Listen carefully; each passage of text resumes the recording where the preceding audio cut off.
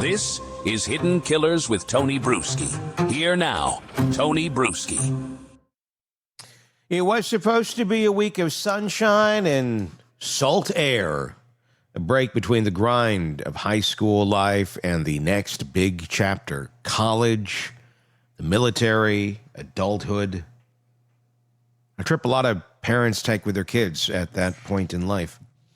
18-year-old Anna Kepner boarded the Carnival Horizon in early November of 2025, leaving the port of Miami bound for the Caribbean. She was a senior at Astronaut High School in Titusville, Florida. A straight-A student, a cheerleader, a future military recruit. Friends say she was one of those rare people who could walk into a room and lift the energy just by being there. Bright, driven, grounded.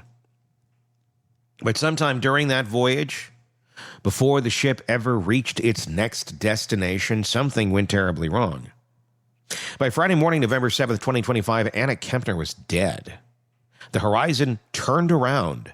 Thousands of passengers woke up to an announcement they'll never forget. The cruise, they were told, would be returning to Miami. And when the ship docked on Saturday morning, November 8th, it wasn't travel agents or tour guides waiting on the pier. It was the FBI. Carnival Cruise Lines issued a short, carefully worded statement confirming that a passenger had died and that they were cooperating fully with authorities. They said their thoughts were with the family. And that's where the official information stops. No cause of death, no details about where on the ship she was found, no description of what happened in the hours before the discovery, just the quiet, devastating fact: an 18-year-old died at sea. So why is the FBI involved in the death of a teenager on a vacation cruise? That question has fueled endless speculation online, but the answer is actually written into law. Under Title 18 of the United States Code, Section 7, the U.S. claims special maritime jurisdiction over crimes and deaths that occur on vessels connected to the United States, meaning ships that depart from a U.S. port carry U.S. citizens or otherwise under U.S. registry. When something unexplained happens aboard a cruise ship like the Carnival Horizon, the FBI automatically steps in. They work with the U.S. Coast Guard, the ship's internal security, and the medical examiner once the vessel docks. The Bureau's role isn't limited to foul play investigations. It covers any suspicious or unusual death at sea, and an 18-year-old dying, it's kind of unusual. Doesn't usually just happen. Anything that can't immediately be ruled natural or accident is what they're going to look at. So, it's about jurisdiction. It's about making sure an American death, even in international waters, doesn't vanish into a legal gray zone. Here's a timeline that we can confirm right now. And let me say this.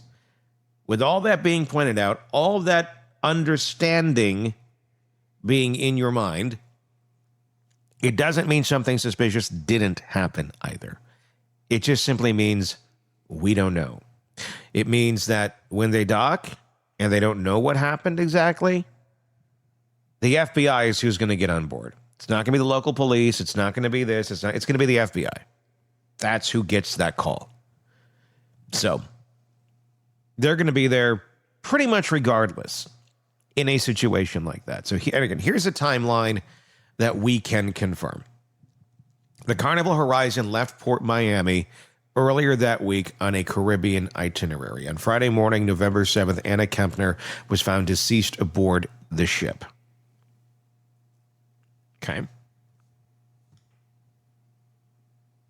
The exact hour has not been made public, nor has the location, the cabin, the deck, or otherwise. The ship returned to Miami the following morning, where agents from the FBI's Miami field office met the vessel. The Miami-Dade Medical Examiner's Office took custody of the body and began an autopsy, which, as of mid-November 25, has not been publicly released. Carnival confirmed its cooperation. The FBI confirmed its investigation. And that's it. The sum total of confirmed public facts. It's like the David case. Like, what's going on here? Anna's family identified her through local media reports in Florida. She was, by every account, thriving, a high-achieving senior, months from graduation, who had already taken and passed the entrance exam for military service.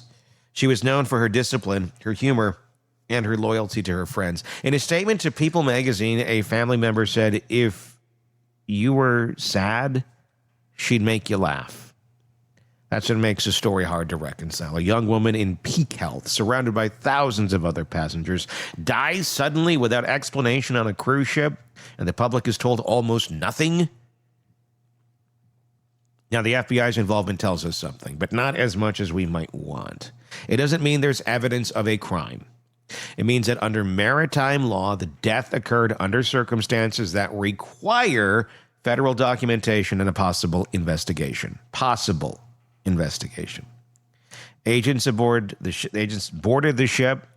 They secured the scene. They collected physical and digital evidence, CCTV footage, room key logs, communication records. They interviewed crew and passengers. Then, once the ship docks, they coordinate with the medical examiner to determine cause and manner of death. In a case like this, the FBI's job is to preserve the chain of evidence in an environment that's constantly moving, literally.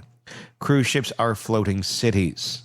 Every hallway is cleaned, every surface touched, every camera recording over itself after a set of number of hours. If something happens at sea and isn't documented immediately, it can vanish. So when the FBI boards, it's about freezing a moment in time before the ocean basically washes it away. What's striking here isn't what's been said, it's what hasn't. No one has described Anna's condition when she was found. No one has said whether there were medical calls or witness reports. The Horizon's captain hasn't given details. And the cruise line statement, barely a few lines long, uses the same phrasing they use for any onboard fatality, which could mean anything from a heart attack to something far more complex. But there's a reason that silence resonates so loudly, because when something like this happens on land, in a hotel, in a dorm, in a neighborhood, details emerge quickly: police reports, coroner statements, eyewitness accounts. At sea, information moves a little differently. There's no local precinct, really. There's corporate PR, international maritime law, and a federal agency balancing privacy, evidence, and ongoing confidentiality. The result? A family is left in darkness while the rest of the world fills the void with questions and theories and opinions, and facts that are not facts. Cruise deaths are rare, but they're not unheard of. According to maritime safety data, there are between 150 and 200 deaths a year across the global cruise industry. Most from natural causes, a lot of old folks. But the death involves someone young here, a healthy one. When it does, or an unexpected death, the gap between rare and impossible feels infinite. And that's where this situation is sitting, between the known and the unknowable. So what's next? The Miami-Dade medical examiner will determine the official cause and manner of death: natural, accidental, homicide, or undetermined. The FBI will decide whether any evidence warrants further criminal investigation.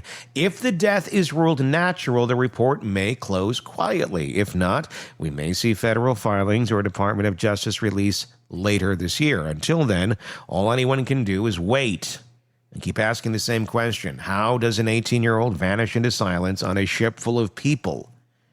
It's easy to get caught up in the rumor mill here. Online, there are already unverified stories about where she was found and what might have happened, but that's not where justice comes from. Justice comes from facts, not from Reddit, from the chain of custody, from the people tasked with entangling what really happened. Areas the rest of us cannot see.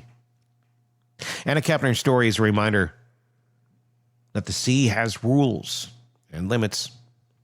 When tragedy strikes out there, there's no 911 call to a local sheriff, no neighborhood witness to knock on a door. There's the captain, the crew, and a federal agency that has to piece together truth from a moving puzzle. And somewhere in that puzzle is a young woman who should be alive.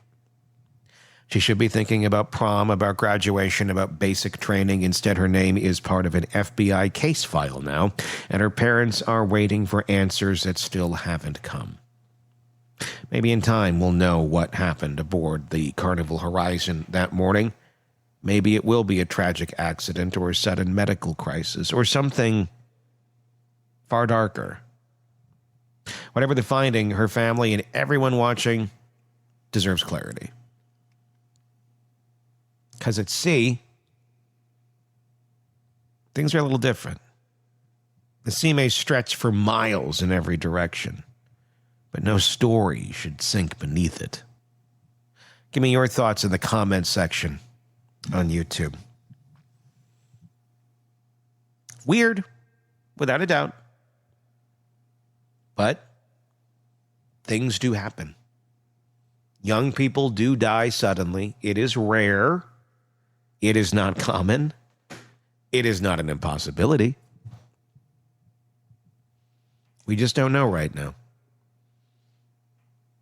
When we look back at other cases, other stories of deaths at sea, it makes us all perk up pretty quick and go, okay, what's going on right now? And that's important. It's important to look at how the investigation is proceeding. I's are being dotted, T's are being crossed. And accepting it for what it is, too, if the evidence that is out there points in those directions. Whatever direction that may be. We'll keep watching this. Press subscribe so you don't miss any of our coverage. I'm Tony Brueski. We'll talk again.